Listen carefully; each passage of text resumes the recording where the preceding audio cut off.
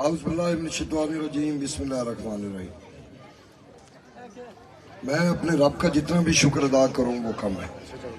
अल्लाह पाक दिन ब दिन ऐसी मेहरबानियां फरमा रहे हैं कि शायद मेरी इतनी हैसियत नहीं, और सब ये मेरे रब का करम है।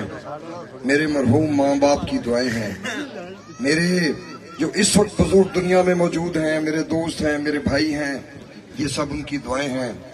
तो मैं एक बार फिर अल्लाह का शुक्र अदा करता हूँ कि दिनों में जिस तरह अल्लाह पाक ने हमारी कैंपेन को कामयाबी की तरफ गामजन किया, इसका सिर्फ और सिर्फ जो शुक्र है वो अल्लाह के लिए बनता है। मेरे दोस्तों और मेरे भाइयों, इस गांव में मेरे साथ मुझे ऐसी मोहब्बत मिली, मैं यकीन करें कि शायद मेरे अपने गांव से भी मुझे ऐसी मोहब्बत न मिली। मेरे यहाँ पे चचा सदीक डोगर साहब बैठे हुए हैं। मेरे एक और चचा थे मलिक कासिम, जिनको अल्लाह पाक जिनके दर्जात बुलंद करे।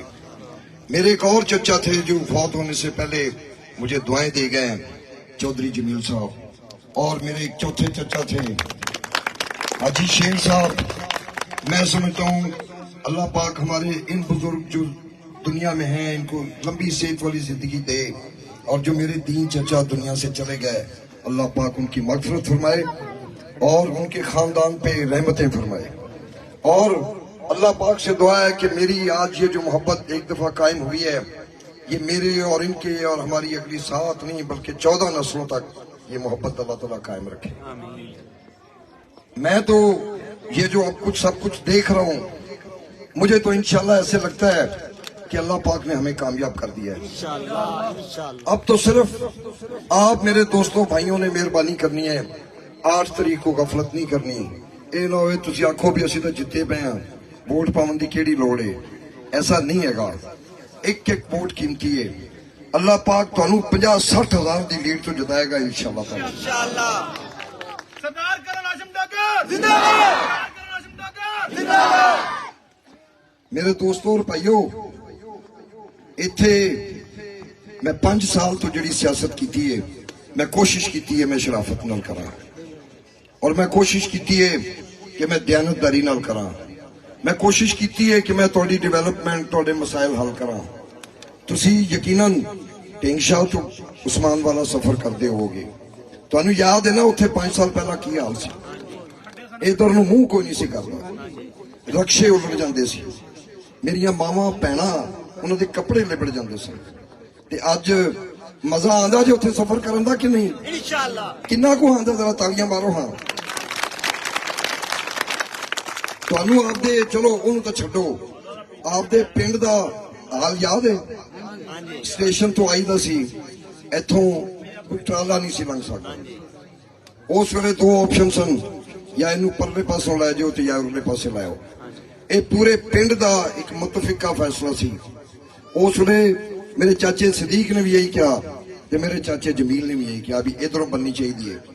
मैं उन्होंने हुक्म ते अमल किया कि नहीं किया?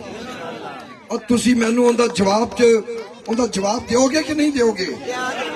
पूरा पिंड देवेगा कि नहीं देवेगा? अल्हम्दुलिल्लाह। अजय बहुत सारिया तकलीफा ने, परेशानियां ने। उनकी वजह है कि इस इलाके च एक MP रहा मरहूम, अल्लाह उन्होंने भी जन्नत च जगह दे। उन्हें सिर्फ यही सोचा डांग दी रखो लोगों, इन्हों के काम करने की कोई लोड़ नहीं। और ये इलाका एक अरसे तक महरूमिया का शिकार रहा। उस तो बाद एक साहब होर आ गए जिन्होंने मियां शहबाज शरीफ ने पार्टी चो कढ़ दिता। अल्लाह का शुक्र, जान छुट्टी, ये मुस्तकिल जान छुटेगी इंशाअल्लाह। उनकी बड़ी मेहरबानी, उन्हें मियां साहब का आखा नहीं मनिया। ये पुछल नहीं तो लटकती रहनी सी नाल। इन्हें जाके उत्थे बह जाना सी, हजूर 180 के सामने बच्चों लो, मैं तुहाडा सिपाही हाँ, मैं कुर्बानी दी है, हुण मैनू भी अल्लाह वास्ते खुश दो। इन्हें कोई ना कोई एवं कोई ना सुक्की जी कोई परली दर्जे की कोई शह लैके इन्हें इत्थे इलाके च ना भज्या फिरना सी। वो फिर मैं जो पार्टी नूं आखना सी ते उन्हें आखना सी नहीं,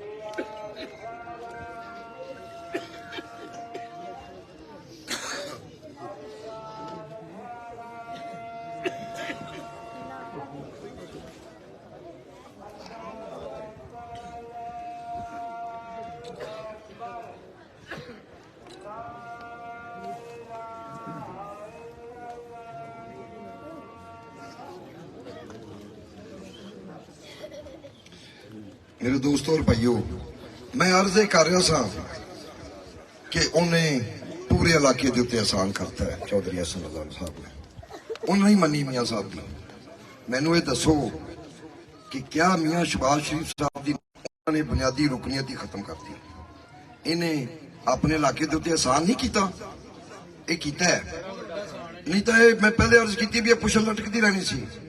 मैं इन्हू कदे थाने कंगनपुर चो भजावना सी, इन्हें ठींगा च पहुंच जाना सी, इन्हें जाके रोमना सी, बच्चा लो मैं कुर्बानी दी है जी, हुणे MPA मैनू तंग करता है, तो उन्हें मैनू आखना सी कि चलो करण साहब हौसला करो, इनू नाल देखो ना एवं। तो हुण अलहमदुलिल्लाह ये हल्का मुकम्मल आजाद करता है अल्लाह पाक ने। इत्थे हुण अगर नून लीग च कोई होएगा तो असीं होवांगे इंशाअल्लाह। इंशाअल्लाह। जिंदाबाद जिंदाबाद।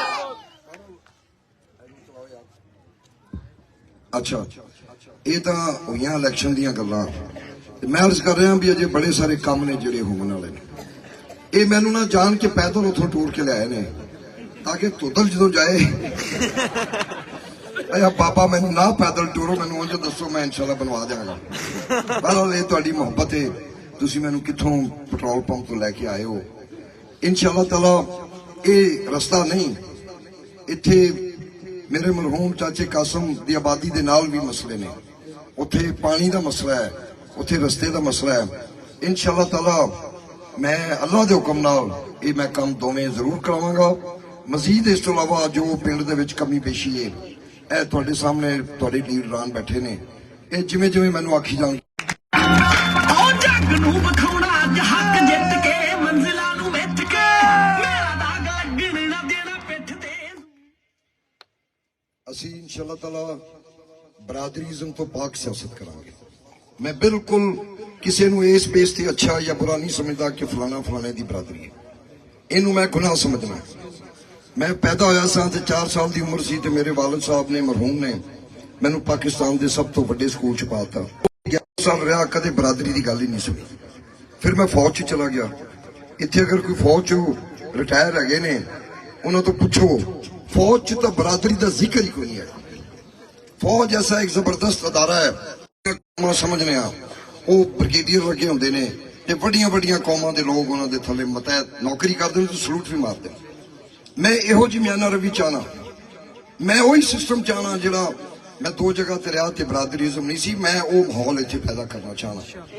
अज भी अलहमदुलिल्लाह मैं तुहानू गारंटी ते श्योरिटी नाल कहना, जे अल्लाह ने चाहा मैं इंशाअल्लाह ताला राजपूत बरादरी दे 60%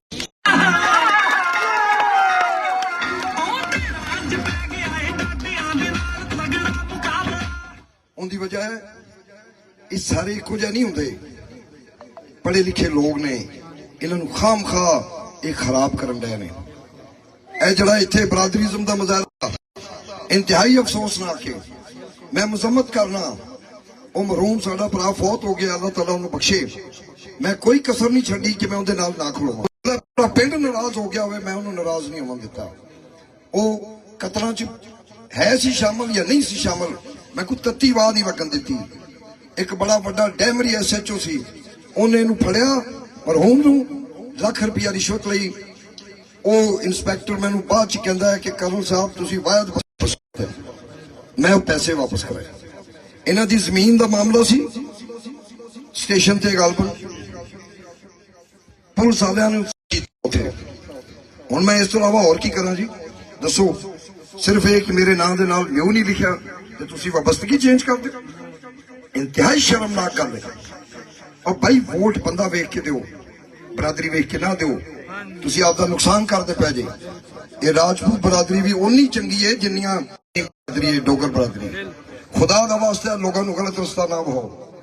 तुसीं जाके हुण पैरी पे पैंदे जे लोकां दे, और नहीं हो तुहाडी हुण किसे नहीं मननी। इंशाअल्लाह ताला तुहाडा बनेगा इंशाअल्लाह। ये हुण गल इत्थों तक आ गई है भी हुण वोट ही सिर्फ राजपूतों को मंगते पे ने। बई क्यों? सारियां तो मंगो, चौधरी अकरम तो भी मंगो, ए मेरा भरा इशफाक बैठा इहदे तो भी मंगो, पर नहीं, वो परेशान हो गए। वो बड़े परेशान ने भी ये बनेगा कि साडा इंशाअल्लाह ताला अल्लाह दे हुक्म नाल। और मैं ਜਿਹੜੇ ਸਾਰੇ ਦਾਅਵੇ ਪਿਆ ਕਰਨਾ ਨਾ, ਇਹ ਪਤਾ ਕਿਉਂ ਪਿਆ ਕਰਨਾ? ਮੈਨੂੰ ਪਤਾ ਹੈ ਕਿ ਤੁਹਾਡੀਆਂ ਮੁਹੱਬਤਾਂ ਮੇਰੇ ਨਾਲ ਨੇ। इंशाल्लाह ਆਏ ਪਾਵੋਗੇ ਵੋਟ 8 ਤਰੀਕ ਨੂੰ? ਤੁਹਾਨੂੰ ਕੀ ਪਾਵੋਗੇ? ਪਾਵਾ ਸ਼ਾਬਾਸ਼। ਓਏ ਇੰਨੇ ਵੋਟ ਕੱਢੋ ਇਥੋਂ, ਇੰਨੇ ਵੋਟ ਕੱਢੋ ਕਿ ਤਬੀਅਤ ਸਾਫ਼ ਕਰ ਦਿਆ ਜੀ ਇੰਸ਼ਾਅੱਲਾ। ਇਹ ਕੋਈ ਤਕੱਬਰ ਦੀ ਗੱਲ ਨਹੀਂ, ਇਹ ਤੁਹਾਡੇ ਭਰਾਵਾਂ ਦੀ ਮੁਹੱਬਤ ਦੀ ਵਜ੍ਹਾ ਹੈ ਕਿ ਮੈਂ ਵੀ ਸ਼ੇਖੀਆਂ ਮਾਰਨ ਡਿਆ। ਇਹਨਾਂ ਆਦਮ ਵੇਖ ਕਿਉਂ ਅੱਲਾਹ ਪਾਕ ਨੇ ਚਾਹਿਆ।